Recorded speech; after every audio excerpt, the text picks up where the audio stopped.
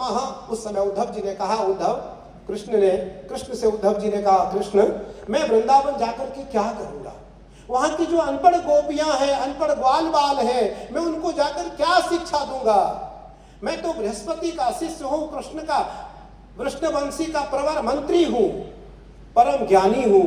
उस समय उद्धव जी ने जब ये बात कही तो भगवान श्री कृष्ण ने कहा, उद्धव तुम वृंदावन जा रहे हो, एक काम करते हुए जाओ, मेरा छोटा सा एक संदेश और मेरी एक उपदेश लेते हुए जाओ।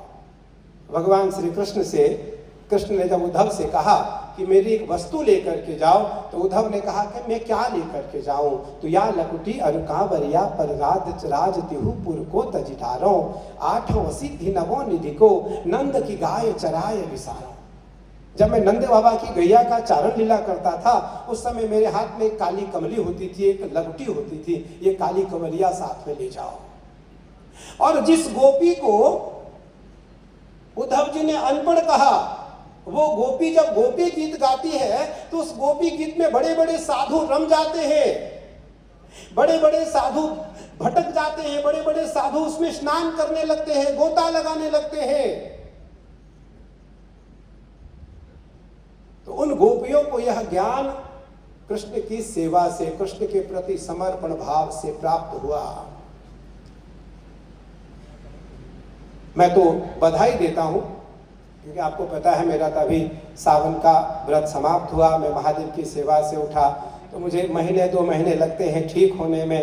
पर देवदत्त जी और पूज्य महाराज श्री ने कहा, नहीं, सारे कार्यक्रमों में, वृंदावन में भी आपकी प्रतीक्षा थी, आप नहीं आ पाए, इस बार आप संयोग से यहाँ हैं तो आपको आना है। और मुझे आकर के बहुत अच्छा लगा।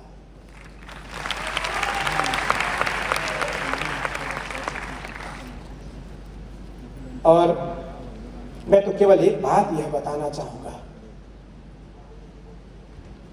कि जीवन की जो लीला है वो सेवा में ही समर्पित हो, जीवन की जो लीला है वो सेवा में ही समाप्त हो, जीवन की जो लीला है वो अपनी परंपरा में ही समाप्त हो।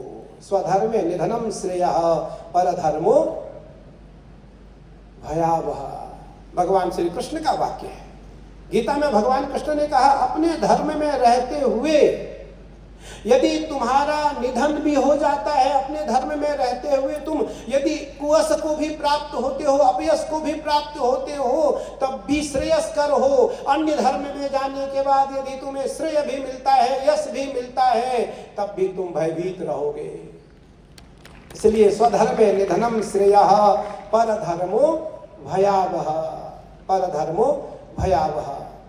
इसलिए अपने धर्म, अपना धर्म, भगवान कृष्ण को भी अपना धर्म कहना पड़ा, गोस्वामी तुलसीदास जी को भी अपना धर्म कहना पड़ा कि बार बार पुण्य चिंतई आप ही आपन धर्म, अपना धर्म।